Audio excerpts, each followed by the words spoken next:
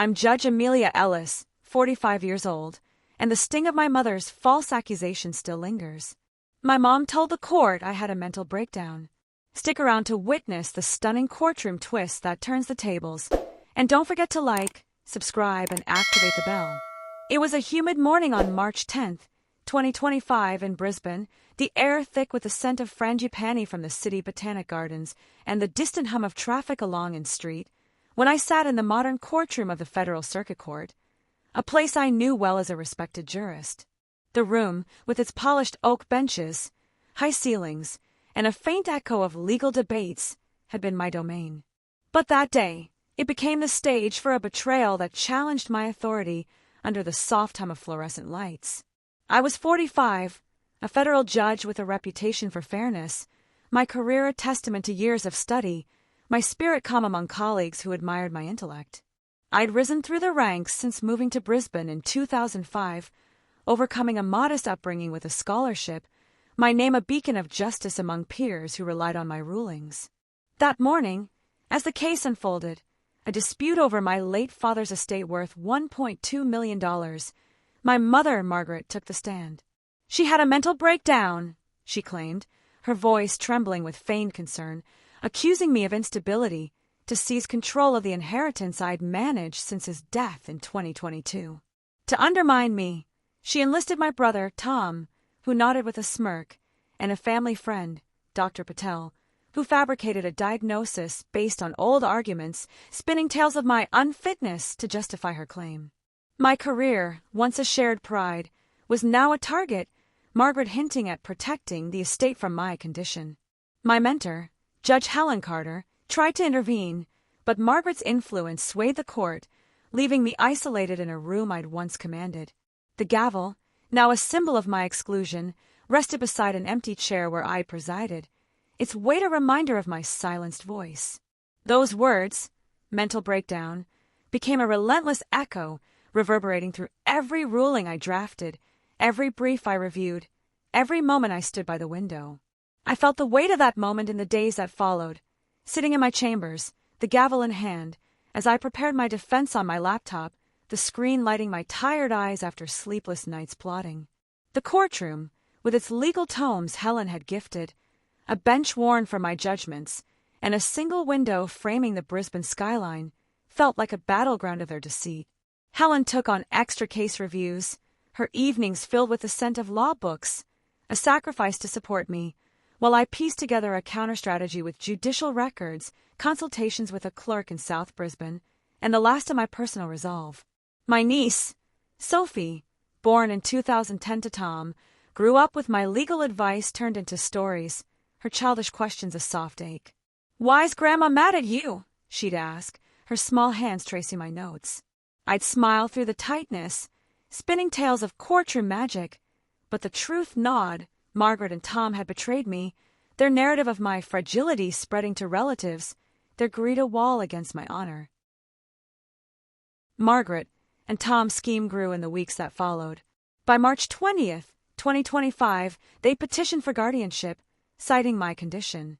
While I was relegated to defendant status, my rulings dismissed as unreliable. I rebuilt quietly, consulting a forensic accountant, Mr. Nguyen, who offered evidence over tea in his Fortitude Valley office, his sharp mind a beacon. But the wound deepened with every update. Margaret's smug calls about the estate, Tom's silence at family gatherings, Sophie's confusion at my absence, each a fresh cut. Mr. Nguyen's unwavering support, his late-night audits, his chamomile tea, his document analysis, kept me steady, his friendship a lifeline in the storm. The turning point came on March 25th, 2025, when Margaret's lie solidified. Tom texted, "Mum's winning, stay quiet." My pulse raced. This was my moment. That night, I contacted Mr. Nguyen, who helped me prepare my reveal. "You can reclaim your seat, Amelia," he said, his tone firm. "The truth will stand."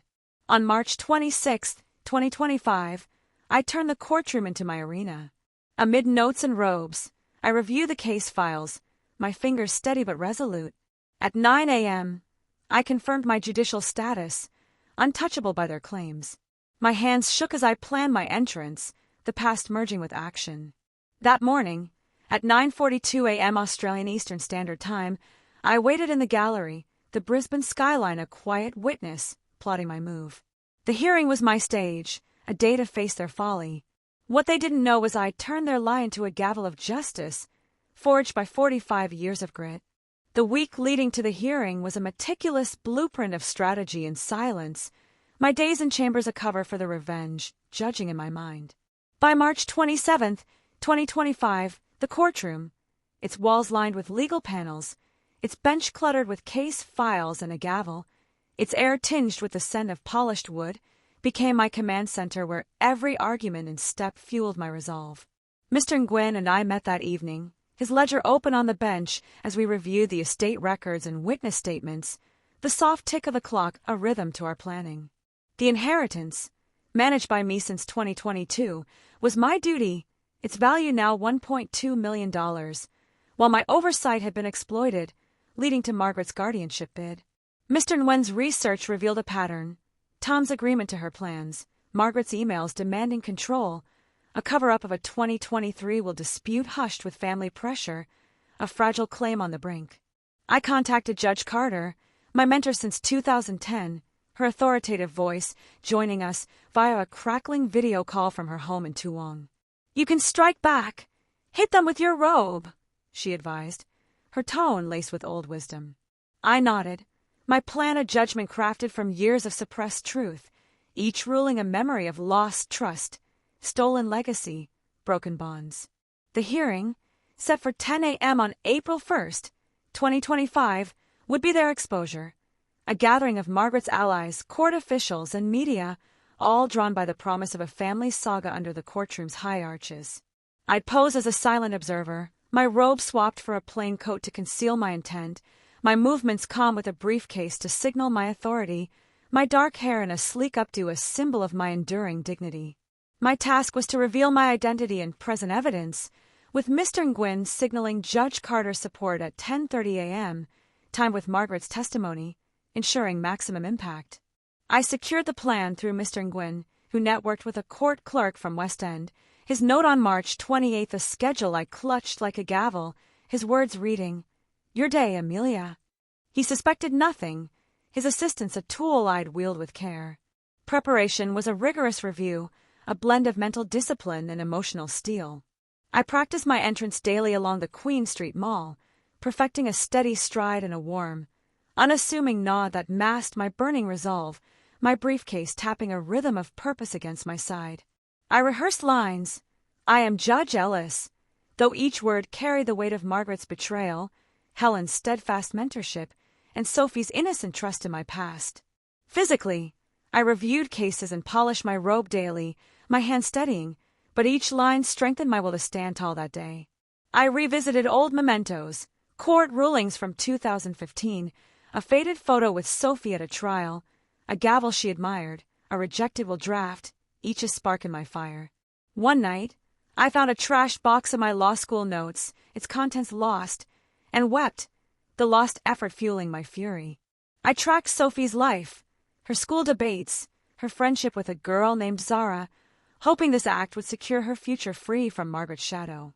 On March 31st, Margaret called, her tone smooth with false concern. "Amelia, just settle, it's for your good," she said, her voice polished but laced with control. I agreed, hiding my scheme. She didn't suspect I'd coordinated with Mr. Nguyen, who'd lined up Judge Carter's support, or that I'd prepared a coat with a hidden file, its fabric a shield of my past honor. The plan solidified that night, tested with a mock statement, its weight a promise of justice.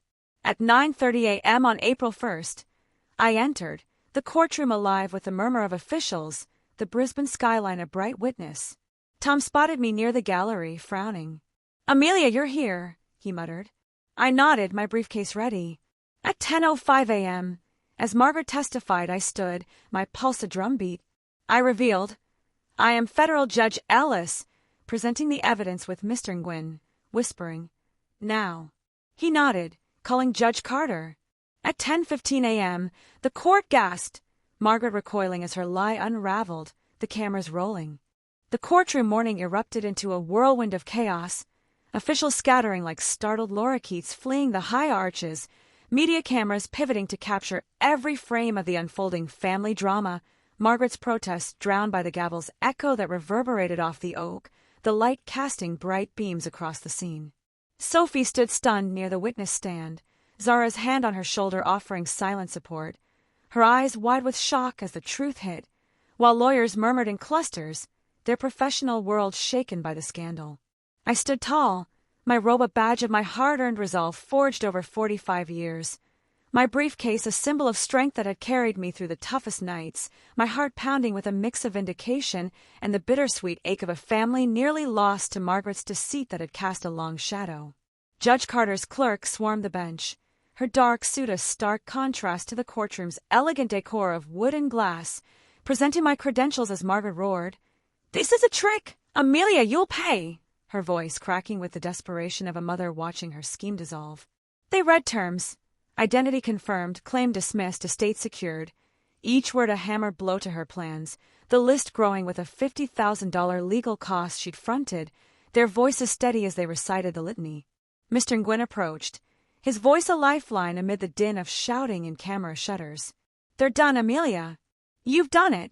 Her lie is exposed," he said, his eyes alight with the thrill of the reckoning. The media frenzy was immediate. Headlines like Ellis's courtroom coup and daughter's 45-year revenge blazed across screens by 1 p.m., my name a murmur of awe in the chaos that swirled through the court, cameras thrust toward me like gavels seeking a strike. Margaret turned to me, her face flushed with rage that mottled her once composed features, sweat beading on her brow like dew on a bench, her modest dress, now disheveled as Judge Carter's clerk tightened her grip on the credentials, her posture slumping under the weight of defeat. "You! After all this time, you deceitful judge? You've destroyed me!" she bellowed, her voice breaking with the desperation of a woman whose authority was shredded, her hands shaking as she pointed at me with a trembling finger. I met her gaze, unflinching despite the tremor in my own hands that betrayed the adrenaline coursing through me, my voice clear and resonant with the strength of 45 years of silent duty that had honed my resolve. "You called me broken, Mom, that I couldn't manage your lies. I proved you wrong, with a road that outlasts your deceit, with grit that outran your schemes, with every ruling I crafted while you faltered. This is my payback for me, for Sophie whose future you shadowed, for every relative you manipulated, for every bond you broke with your greed." She lunged, her purse raised in a futile gesture of defiance that spoke of her last grasp at control, but Judge Carter's clerk restrained her with firm hands, dragging her out as Tom sobbed uncontrollably, his briefcase slipping to clatter on the floor in a spray of papers, a symbol of his fallen support. Sophie rushed to me, her voice breaking through the noise like a lifeline tossed into a stormy court. "Auntie Amelia, I didn't know. I'm sorry for believing her," she said, tears streaking her face as she wrapped her arms around me, the first embrace in months that mended a rift I'd feared growing. I hugged her back, the warmth of her body against mine a balm to the wounds of the past, Zara nodding in support with a quiet smile, a bridge to a future reclaimed from the shadows of my past. The crowd buzzed with reporters, their cameras thrust toward me like tools seeking a judgment, but I turned away, my victory a private ruling burning bright within, a celebration no scandal could dim. The fallout was swift and relentless, a reckoning that dismantled the remnants of Margaret's guardianship claim.